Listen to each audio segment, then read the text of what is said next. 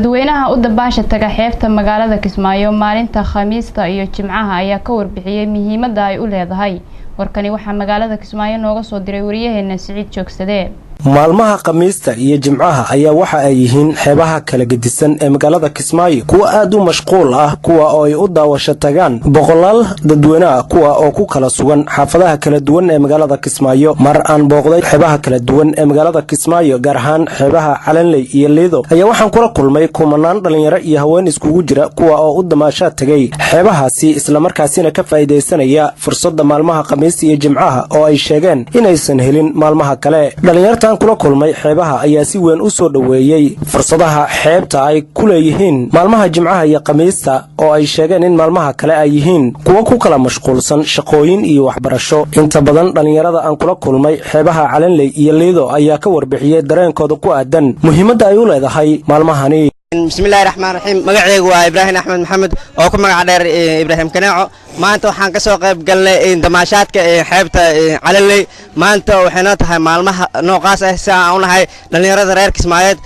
maanta waxay ka mid tahay maalmaha sportska oo ay qaaska noogu tahay. maanta waxa meeshan ku ciyaarayo xaafadda Calanley iyo xaafadda shaqaalaha inkastoo xaafadda Calanley maalmahan aan weeqeen oo geemka aan ka badinayna laakiin maanta waxa isleeyahay ciyaarta inkastoo ay kulushay magacaygu waa Cabdikaab Shidiriyo ku magac dheer Nawaaf.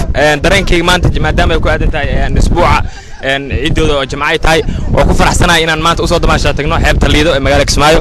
dareenkeena walaa lama qiyaas kale aad iyo aad baa ugu faraxsanahay dhalinyarahan oo ku faraxsanahay. waxa la Mukhtaar Maxamed Nuur waxa ka soo baxay xaafadda Farjano.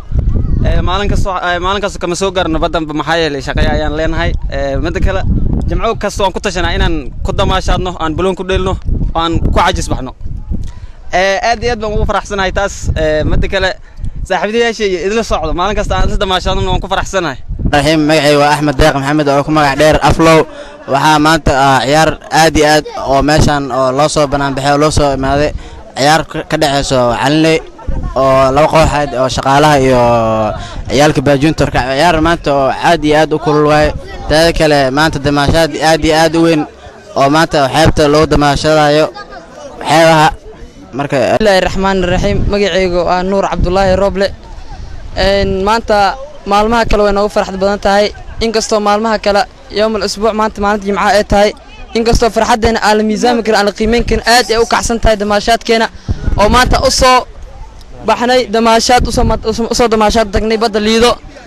xeebahani magaalada Kismaayo ayaa waxa ay ka mid yihiin xeebaha ugu baaxadda weyn dalka Soomaaliya waxaana maalmaha Khamiista iyo Jimcaha ay yihiin kuwa aad u mashquul badan iyadoona inta badan dadweynaha u daawasho taga ay isugu jiraan kuwa fursado kubad ay ku ciyaaraan u raadsa xeebaha iyo sidoo kale kuwa xilligaasi u damaasho taga xeebta si ay sawiraan ugu soo galaan iyagoo asxaabtooda ay la socdaan. Siciid Cabdi Daahir Joogsade waa Bari TV Kismaayo.